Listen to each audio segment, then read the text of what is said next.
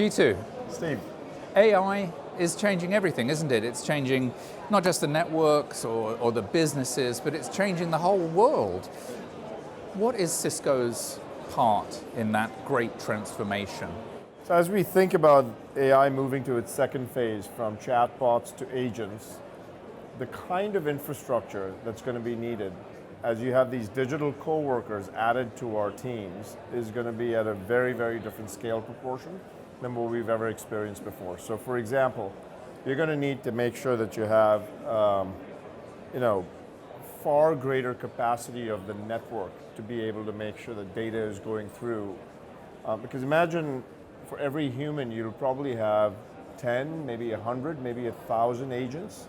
And these agents are working 7/24. So you'll have a capacity of over 1 trillion people that are these digital agents. And so you're going to need to make sure that you provide the appropriate infrastructure on the networking, on the security side, on the observability and the connectivity of data centers across hundreds of kilometers that'll need to operate like one logical unit. But also security. Which is something that you've made very significant investments in. So it is central to, I think, the success of AI. The way I see it is there's three major constraints with AI. The first one is, of course, infrastructure. But the second one is a trust deficit. If you don't trust these systems, you're not going to use them.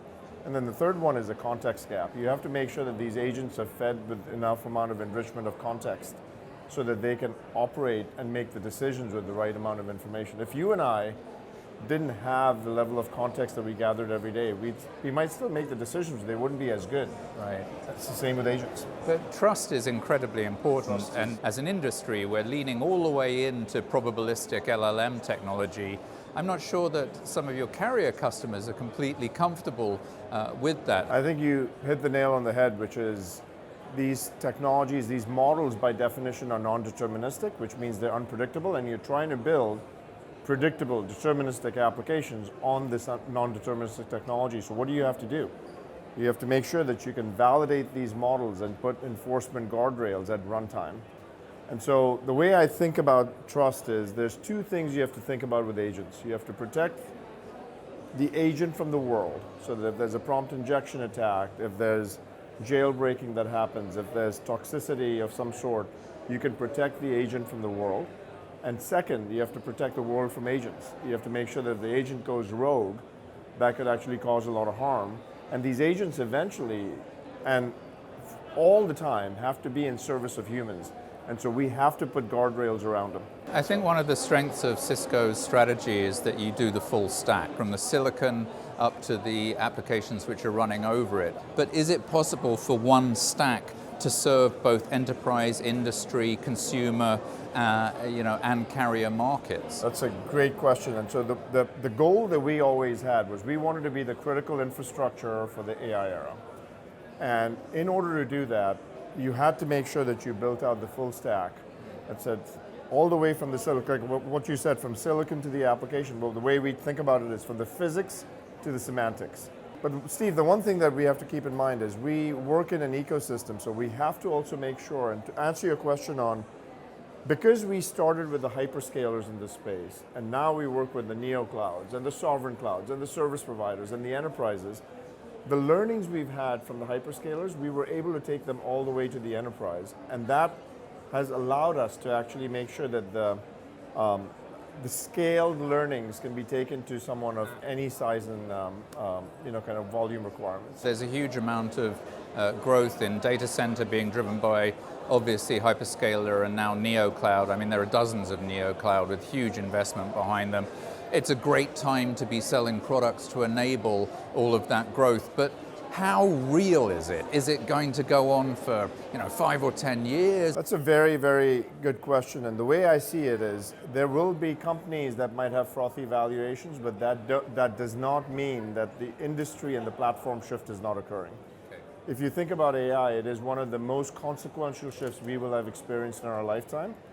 And I think from that perspective, the data center build-outs that are happening to the tune of $4 or $5 trillion right now, we are probably underestimating the capacity needed over the course of the 7 to 10 year window. Yeah. In the short term, you might see some spikes and ebbs and flows, but what I tell people is You can have the most seismic platform shift and frothy valuations. Both those conditions can hold true at the same time. Yeah.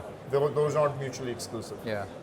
Let me ask you a question about carriers, because for a while, it felt like they weren't as much of a priority for Cisco as they had been earlier in the 2000s. Now they really are again, which is great. What is their role in this new digital economy which is growing? And does it have real value, or are they just the plumbing which is underlying all of this intelligence? But firstly, plumbing has real value. However, if you start to think about the carrier's role, the transport infrastructure with AI is going to fundamentally change.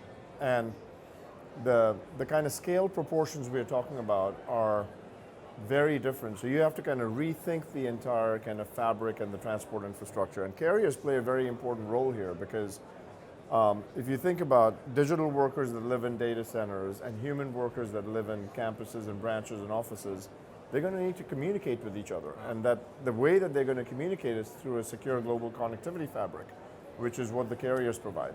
And so I feel like they've always been a very integral part of who we are, but this is a particularly important time for them, and we want to make sure that we can provide all the technology so that they can actually have the biggest amount of value derived from this movement. Amazing. I read that one of your first jobs was as a waiter in a steakhouse. One of my first job was in a post room, which is classic, right? Nice guys work in the post room. So, I think that... It's a hard job.